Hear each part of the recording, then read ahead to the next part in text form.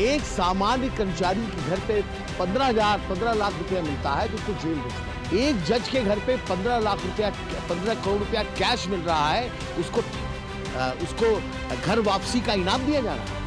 क्या high court, Allahabad high court क्या dustbin है, कचरा बिन है?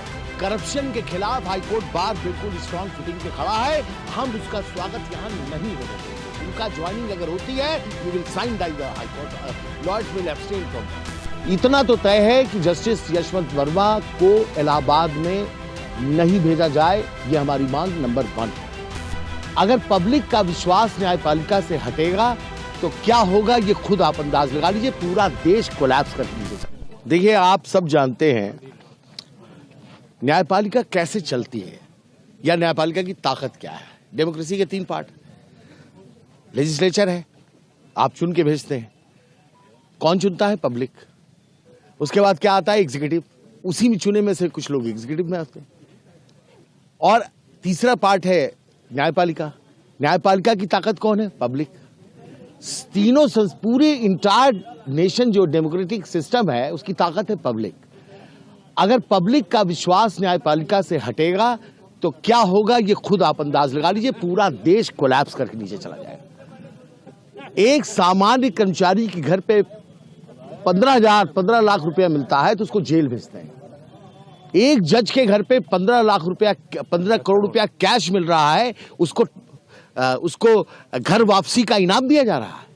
क्या हाईकोर्ट, इलाहाबाद हाईकोर्ट क्या डस्टबिन है, कचरा बिन है?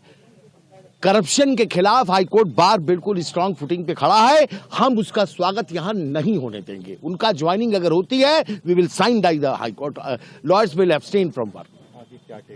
आगे देखिए, आज का ये जो अभी आपको फैसला है, जो हमने स्ट्रॉन्ग वर्ड में प्रोटेस्ट किया है, ये एग्जीक्यूटिव का डिसीजन है। We have got the power to protest.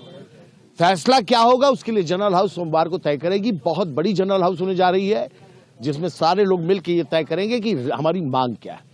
हम अंदाज आपको बता सकते हैं इस वक्त कि जनरल हाउस में क्या हमारी मांगे हो सकती है, लेकिन वो सहमति पर निर्भर करता है। जैसे इतना तो तय है कि जस्टिस यशवंत वर्मा को इलाहाबाद में नहीं भेजा जाए, ये हमारी मांग नंबर 1 है। नंबर 2, किसी तरह की अब कोई जांच की आवश्यकता नहीं है, क्योंकि अगर जस्टिस वर्मा कोई एक्सप्लेनेशन देते हैं उससे पब्लिक फेथ रिस्टोर नहीं हो सकता। पब्लिक फेथ पूरी तरह से डैमेज हो चुका है। अगर पब्लिक हट गई इस न्यायपालिका से तो माफियाओं का राज्य होगा। लोग माफियाओं के दरबार में न्याय मांगने जाएंगे। तो क्या हिंदुस्तान की सरकार चुप बैठ रही है, मौन है, खामोश है? ये न्यायपालिका खामोश है? क्या पब्लिक फेथ बचाने की जिम्मेदारी सिर्फ लॉयर्स की है, जजेस की नहीं है?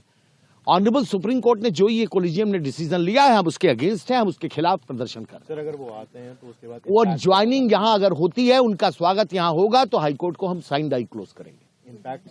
इम्पैक्ट ये समझिए कि फिर हाईकोर्ट में, उनके कोर्ट में, अदालत में अनिल तिवारी अगर बहस करने खड़े हैं तो अनिल तिवारी को ये लगेगा पता नहीं दूसरे साइड से कितना पैसा लिया इन्होंने।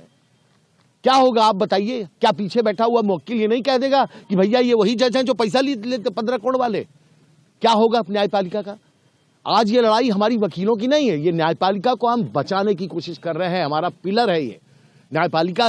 वो चीज है जिसको अगर डैमेज हुआ तो इसका फिर हिंदुस्तान में कुछ नहीं बचेगा। न डेमोक्रेसी बचेगी, न स्वतंत्रता बचेगी, कुछ भी बचेगा नहीं। दोबारा गुलाम होना चाहते हैं क्या? सब कुछ न्यायपालिका। मेरी दूसरी बात यह है कि मैं तो एक स्टेप के आगे की बात कर रहा हूं। जस्टिस यशवंत वर्मा का न्यायपालिका में फर्दर बने रहना पूरे हिंदुस्तान के लिए बहुत बड़ा खतरा है, कलंक है। इसलिए उनको तत्काल प्रभाव से उनको रिजाइन कर देना चाहिए।